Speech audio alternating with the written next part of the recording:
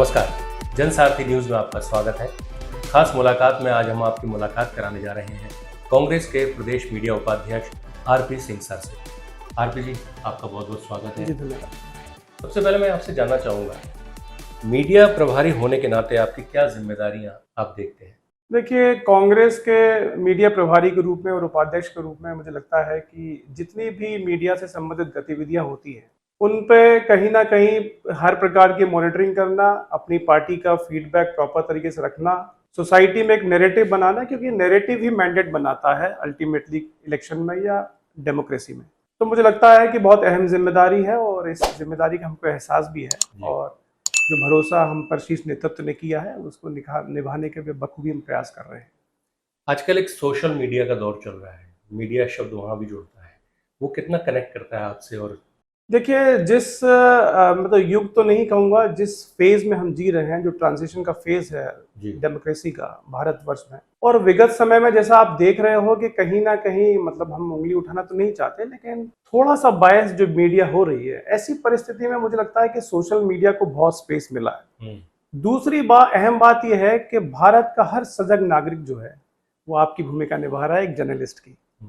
तो मुझे लगता है बहुत विस्तृत प्लेटफॉर्म है। थोड़ा सा इस पे कहीं ना कहीं मुझे लगता है कि हल्के से नियमों के अंकुश की आवश्यकता है, क्योंकि कई बार जो होता है व्यक्ति वो संविधान के दायरे से बाहर जाके कुछ ऐसी बातें कर देता है जिससे कि समाज में इस प्रकार की परिस्थितियां बन जाती हैं। तो थोड़ा सा मुझे लगता है कि नियमों के अंकुश की आवश्यकता है। अन्यथा ये बिगेस्ट प्लेटफॉर्म है और कम से कम कांग्रेस तो इस प्लेटफॉर्म को थैंक्स बोलता है कि जिस प्रकार की बड़ी यात्रा राहुल जी की निकली, इसमें विशेष सहयोग जो हमें था वो सोशल मीडिया का ही था। सिंह साहब, आपको क्या लगता है सोशल मीडिया का जो दौर चल रहा है वो कहीं ना कहीं राजनीतिक दल उसका फायदा तो उठाते नजर आते हैं, लेकिन जनता जो है वो कई बार भ्रमित भी होती है, क्योंकि कुछ ऐसी चीज़ें भी रहती हैं जो सच नहीं है, वो भी परोसा जाता है सोशल मीडिया पर, कुछ काट छांट करके या कुछ इस तरीके से एडिट करके। तो आपको क्या लगता है, ये कहीं घातक साबित हो सकता है राजनीतिक दलों के लिए या फायदेमंद ज़्यादा है? देखिए, निश्चित रूप से सोशल मीडिया का मुझे लगता है जिस भाग की आप बात कर रहे हैं वो बहुत घातक है। और कुछ ही लोग होते हैं, और विशेषकर मैं किसी पार्टी का नाम नहीं लूंगा, पॉलिटिकल पार्टी का, वहाँ जो पेड एम्प्लॉय होते हैं वो इस तरह की जो भ्रामक सूचनाएं होती हैं, डिस्टॉर्टेड जो इन्फॉर्मेशन होती है, उसको बिना वेरीफाई किए जिस प्रकार से लोग, मुझे लगता है थोड़ा जिम्मेदार होना सभी का आवश्यक है, जिस प्रकार से हम उसको शेयर कर देते हैं, आगे बढ़ा देते हैं बिना जानकारी के, बल्कि मैं कहूँगा उसको बिना उसकी पुष्टि किए हुए, तो वो लापरवाही, तो मुझे लगता है कि थोड़ा सा लोगों को उसके प्रति जागृत होना होगा, सजग होना होगा, क्योंकि ऐसी जानकारियों से आप देखिए बड़े बड़े वायलेंसेस हो जाते हैं जानकारी के अभाव में, इस प्रकार के दुष्प्रचार से। तो निश्चित रूप से मुझे लगता है कि इस पे थोड़ा सा सभी को काम करने की आवश्यकता है। पॉलिटिकल पार्टी निश्चित रूप से इस प्लेटफॉर्म का यूज करें, लेकिन इसका मिसयूज ना करें कृपया। जिस तरह से अब आने वाले समय में चुनाव की गतिविधियां देखने को मिल रही हैं, मध्य प्रदेश में विधानसभा चुनाव भी दिसंबर में संभावित है, मीडिया विभाग की कितनी तैयारी है, कांग्रेस की क्या तैयारी है? देखिए, किसी भी पार्टी का मुझे लगता है कि जो मीडिया विभाग है वो एक तरह का मुख होता है, बिल्कुल। और पार्टी की बात को किस प्रकार से आपको समाज में रखना है, किस प्रकार से नैरेटिव स्थापित करना है, क्योंकि उसी से मैंडेट बनता है। और मुझे लगता है कि इसी से हमारे जो बल्कि नेता होते हैं, कार्यकर्ता होते हैं, उनको भी जो इनपुट इन्फॉर्मेशन होती है वो मीडिया के माध्यम से मिलती है। तो मैंने जैसे पूर्व में कहा कि हमारी बड़ी अहम जिम्मेदारी है, और जिम्मेदारी के साथ हमें चीज़ों को समाज में रखना होता है, क्योंकि कई बार क्या होता है, कुछ इस प्रकार की बातें जो निकल जाती हैं उससे बैकफायर भी होता है। तो मुझे लगता है कि बहुत सजग रहने की आवश्यकता है मीडिया के लोगों को, विशेषकर जो पार्टी से संबंधित मीडिया के लोग हैं। साहब, यहाँ मैं आपसे जानना चाहूँगा, अभी कुछ समय पहले प्रियंका गांधी ग्वालियर चंबल संभाग के दौरे पर आई थी। ग्वालियर में उन्होंने एक सभा भी, आम सभा संबोधित किया था। आपको क्या लग रहा है, ग्वालियर चंबल संभाग में कितना बदला हुआ नजर आया है, नज़ारा जो है वो बदला हुआ नजर आ रहा है आपको? आप मीडिया से जुड़े हैं, मीडिया का प्रभार है आप पे, आपने गतिविधियां देखी होंगी, कार्यकर्ताओं से मिले होंगे, क्या फीडबैक है, किस तरह की? देखिए, जो प्रियंका गांधी जी की रैली हुई विगत 21 जुलाई को, वो जितना मैं ज़्यादा पीछे तो जाना नहीं चाहता हूँ, एक दशक में मध्य प्रदेश में इतनी बड़ी आम सभा नहीं हुई। इसका क्या अर्थ है?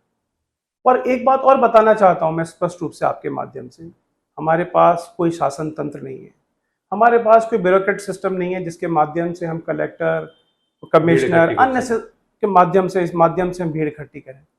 ये वो जनता थी जो सहज रूप से आई। और बल्कि मैं ये कहूँ, मुझे कोई गुरेज नहीं है कहने में कि हम संसाधन नहीं जुटा पाए। तो जो तकरीबन पुष्टि की गई है शासन द्वारा 3 लाख की भीड़ की, वो अधिक भी हो सकती थी। इसका अर्थ ये है कि आज जो जनमत है वो बिल्कुल रुष्ट है भारतीय जनता पार्टी से, और उसका रुख जो है कहीं ना कहीं कांग्रेस की ओर है, स्पष्ट रूप से। आपको लेकर कहा जाता है आप काफी चर्चाओं में रहते हैं, चर्चाओं के कारण क्या रहते हैं? देखिए, मुझे लगता है कि मैं तो इस बात को आपके स्वीकार नहीं करूंगा। अगर आपका कॉम्प्लीमेंट है तो उसके लिए थैंक्स बोलूंगा, लेकिन हाँ, मैं प्रयास करता हूं कि जो मुझे दायित्व दिया गया है उसे सहज रूप से निभाने का प्रयास करता हूं, और मैं पूरा प्रयास करता हूं कि मैं सहज रूप से उपलब्ध रहूं। तो शायद हो सकता है उपलब्धता को ही लोग इस प्रकार से लेते हो। मैं उसके लिए थैंक्स बोलना चाहता हूँ उस कॉम्प्लीमेंट के लिए, इससे अधिक कुछ नहीं। कांग्रेस में एक बात बार बार कही जाती है, गुटबाजी कहीं ना कहीं देखने को मिलता भी रहता है। प्रियंका गांधी के दौरे के समय भी ये बात सामने आई थी। क्या कारण है कि गुटबाजी खत्म क्यों नहीं हो पा रही है?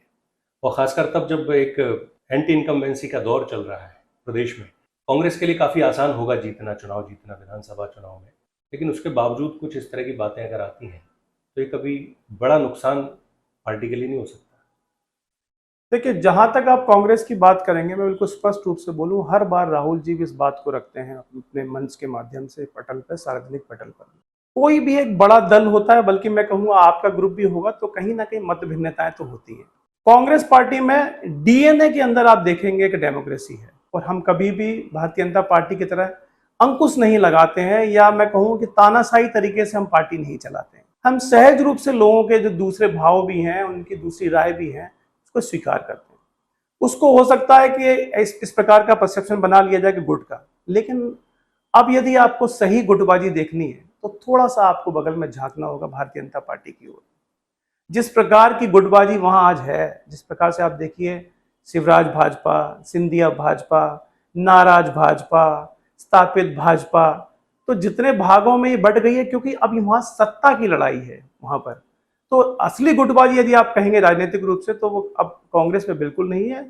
आज पूर्ण रूप से आप देखेंगे भारतीय जनता पार्टी में जिस प्रकार की गुटबाजी है, आप देख भी रहे होंगे कि जो प्रतिस्पर्धा हो रही है उद्घाटन, नारियल फोड़ने में, फीते काटने में, और ग्वालियर चंबल अंचल में आप देख ही रहे हो, बिना टेंडर लगे हुए एलिवेटेड रोड का जो उद्घाटन है वो कर जाते हैं सिंधिया जी, उसके बाद शिवराज जी आते हैं। तो ये प्रतिस्पर्धा नारियल फोड़ने की उनके अंदर है। हमारी कांग्रेस में आप देखेंगे, हाँ, मतभिन्नता हो सकती है, उसको हम स्वीकार भी करते हैं। हम चूंकि डेमोक्रेसी से आते हैं, डेमोक्रेटिक रिवॉल्यूशन से पैदा हुई पार्टी है, अन्यथा आपको ऐसी कोई गुटबाजी कांग्रेस में देखने को नहीं मिलेगी, कम से कम आगामी चुनाव में। विधानसभा चुनाव को लेकर आपकी क्या तैयारी है? वॉर रूम तैयार हो चुका है? किस तरह के संसाधन जुटा लिए गए हैं? आने वाले समय में क्या कुछ नया देखने को मिलेगा आपकी तरफ? देखिए, जो 2023 का चुनाव है उसमें हमारा नेतृत्व कमलनाथ जी कर रहे हैं, and Kamal Nath ji is a man of management. हर चीज का इतना टाइट मैनेजमेंट है, शेड्यूल सारे फिक्स हैं, और तैयारी भी, चूंकि वो बहुत प्लानिंग से काम करते हैं, लोग जानते हैं उनको टाइम मैनेजमेंट का। तो मैं कहूँ कि भारतवर्ष में उनसे बेहतर उदाहरण आपको एग्जाम्पल कहीं नहीं मिलेगा। आज मध्य प्रदेश में जिस प्रकार से आप देखेंगे राजनीति जो हो रही है, पहले आप देखा करते थे कि 11 बजे किसी वीआईपी की मीटिंग है तो 12-1 बजे आते थे। अगर कमलनाथ जी की मीटिंग 11 बजे होगी तो 11 बजे ही लैंड कर जाएंगे, कार्यक्रम प्रारंभ हो जाएगा। हमारी कांग्रेस में पूर्ण तैयारी है, और जो हमारा बैकडोर मैनेजमेंट है, जिसमें आप बता रहे हैं कि वॉर रूम या अन्य तैयारियां, वो आज से 3 माह पूरी हो चुकी हैं, और एआईसीसी की पूरी टीम ने आके बाकायदा उसका इंस्पेक्शन किया। जो आवश्यकता थी उस पर हमने इंट्रोस्पेक्शन किया, मैं भी उसका भाग था। तो निश्चित रूप से हमारी पूर्ण तैयारी है, और हम इस चुनाव को पूरे चाक चौबंद तरीके से लड़ेंगे। आने वाले समय में किन बड़े नेताओं को हम ग्वालियर चंबल संभाग में या प्रदेश में देख सकते हैं? देखिए, आगामी 8 तारीख को तो राहुल जी आ रहे हैं मध्य प्रदेश में, और प्रियंका जी आ चुकी हैं, उनके 2 दौरे हो चुके हैं। निश्चित रूप से सारा शीर्ष नेतृत्व आएगा, वो खड़गे साहब हों या अन्य सीनियर लीडर्स हों, सभी आएंगे। कुछ इस प्रकार के सामाजिक समीकरण भी होते हैं, तो कुछ विशेष नेता जैसे सचिन पायलट या अन्य नेता जिनकी आवश्यकता महसूस होगी यहाँ के क्षेत्रीय नेतृत्व को, तो उनको भी बुलाया जाएगा निश्चित रूप से। और सारा शीर्ष नेतृत्व, क्योंकि ये जो लड़ाई है ये सिर्फ और सिर्फ चुनाव की लड़ाई नहीं है, ये लड़ाई लोकतंत्र की है। और जिस प्रकार का गठबंधन आपने देखा होगा इंडिया का हो गया है, तो अब ये इंडिया लड़ेगा डेमोक्रेसी के लिए। आप ग्वालियर चंबल संभाग में सिंधिया जी के जो उनका वर्चस्व है, कहना चाहिए, दबदबा है, किस तरह से देखते हैं? क्या इससे उभर पाएगी कांग्रेस? देखिए, आज वर्तमान में तो ज्योतिरादित्य सिंधिया जी के लिए मैं यही कहूँगा कि वर्चस्व तो बहुत बड़ा शब्द हो गया उनके लिए। अब भारतीय जनता पार्टी उनको निश्चित रूप से स्वयं ही अभिमन्यु बना देगी, और मेरी तो सिर्फ उनके साथ सहानुभूति है। देखिए, वर्चस्व शब्द तो जो व्यक्ति अस्तित्व की लड़ाई लड़ रहा हो उसके वर्चस्व की कैसे हम बात कर सकते हैं। तो चूंकि पूर्व में वो कांग्रेस में थे, तो हमारी सहानुभूति है कि जिस प्रकार से उनको अभिमन्यु बनाया जा रहा है भारतीय जनता पार्टी में, तो वो भी कांग्रेस देखना नहीं चाहती, क्योंकि पूर्व में वो कांग्रेस से जुड़े हुए थे। लेकिन वर्चस्व की बात छोड़ दीजिए, अब वो बेचारे अस्तित्व की लड़ाई लड़ रहे हैं। आप देखिए, प्रतिदिन या 4 दिन 7 दिन में उनका ग्वालियर दौरा रहता है। अब स्वयं वो न्योता दिलवा रहे हैं समाजों से, वो गुर्जर समाज हो या अन्य समाज हो, कि भैया मेरा कार्यक्रम कर लो। तो आप समझ सकते हैं कि किस प्रकार से जनाधार उनका खिसक गया है। नहीं, इसको आप जनाधार खिसकने के रूप में देख रहे हैं, लेकिन दूसरे नज़रिए से देखा जाए तो वो आम आदमी के बीच पहुंच रहे हैं। कल तक जब वो नहीं पहुंचते थे तब भी उनकी स्थिति काफ़ी मजबूत थी। आज जब वो आम लोगों के बीच पहुंच रहे हैं तो सोचिए कि क्या स्थिति बनेगी। जबकि अभी कांग्रेस का कार्यकर्ता जो है वो घरों से निकला नहीं है, कांग्रेस के कोई कार्यक्रम इस तरह से दिखाई नहीं दे रहे हैं। देखिए, पहले तो मैं आपका ये भ्रम दूर कर दूं कि उनका पूर्व में वर्चस्व था। वर्चस्व कांग्रेस का था।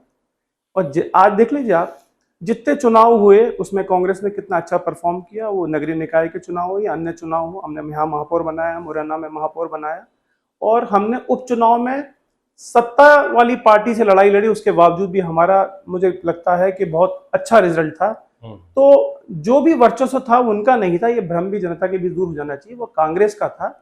और अब तो निश्चित रूप से वो अस्तित्व की लड़ाई लड़ रहे हैं। आप कह रहे हैं कि वो जनता के बीच जा रहे हैं, आज उनकी मजबूरी है जनता के बीच जाना, क्योंकि भारतीय जनता पार्टी में वो बिल्कुल घुल मिल नहीं पा रहे हैं।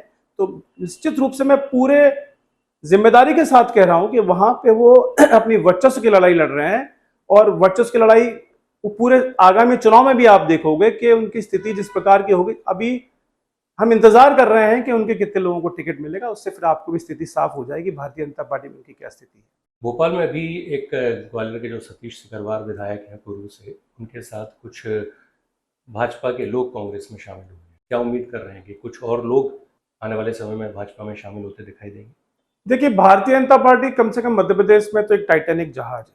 निश्चित रूप से लोग जिस प्रकार से आप देख रहे हो कि वहां से कूद के कांग्रेस में आ रहे हैं, और हम स्वागत भी कर रहे हैं, क्योंकि ये प्रजातंत्र है। और एक तरह का कांग्रेस मानती है कि चुनाव जो होता है वो प्रजातंत्र का उत्सव होता है। और वो हमारे साथ के ही नागरिक हैं, हमारे समाज के लोग हैं। अगर भ्रमित हो गए और कल आज लौट के वापस आ रहे हैं कांग्रेस में, तो उनका स्वागत है और आएंगे। और आप देखिए, विधायक स्तर के, पूर्व विधायक स्तर के, बड़े बड़े स्तर के, जनपद के लोग आ रहे हैं निरंतर। आप देखिए, हमारे पीसीसी कार्यालय में भोपाल में हर दिन या 2 दिन बाद कोई ना कोई भारतीय जनता पार्टी का नेता ज्वाइन कर रहा है। तो अब वो समझ रहे हैं कि जनता का रुख जो है कांग्रेस की हो रहा है। कमलनाथ जी ही एकमात्र ऐसे व्यक्ति हैं जो, मामा जी पूरा का पूरा प्रदेश जो को उसमें कर्जे में डुबा गए हैं, तो ये ऐसे एक ही व्यक्ति हैं जो कर्जे से उबार सकते हैं। और जितनी भी आज समस्याएं हैं, भले वो बेरोजगारी की, महंगाई की, किसानों की या संविदा कर्मियों की, ये सारी समस्याओं को एड्रेस करने के लिए मुझे लगता है कि कमलनाथ जी से बेहतर इंसान नहीं हो सकता। और यही कारण है कि आज पूरे प्रदेश का रुख जो है वो कमलनाथ जी की ओर हो गया है। बहुत बहुत शुक्रिया सिंह साहब, आपने स्टूडियो में आकर हमसे काफ़ी बातें की। हम उम्मीद करते हैं कि आने वाले समय में कांग्रेस निश्चित रूप से अपने प्रयासों में सफल हो पाए। बहुत बहुत धन्यवाद, साधुवाद। खास मुलाकात में फिलहाल इतना ही। नमस्कार।